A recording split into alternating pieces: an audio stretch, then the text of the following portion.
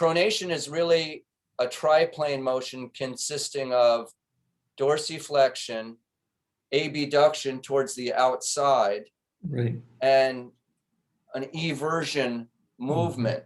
So to Right. your point about how can we accomplish getting more strength in those areas, one of the ways is to just challenge with resistance bands those very movements. So we can put the foot in an attitude of inversion and put a resistance band and or weight, ankle weight along the forefoot. And then we have the athlete or patient pronate up against it. And in that way, they are being challenged beyond just their body weight because they have that added resistance, either with a weight or resistance band. So those are some of the things that we do. Another thing that I've learned about lately, and I think this is a real something that you could noodle on a bit, and something that I learned from an Australian ski coach.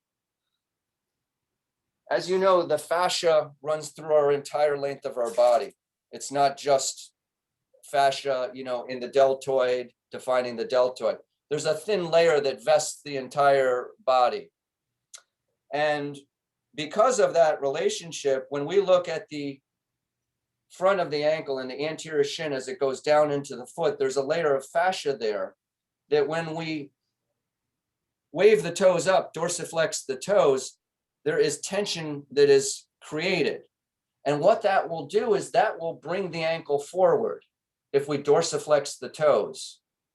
The reason I bring this up is the Australian ski coach, and he was actually a demo participant with the Australian ski team.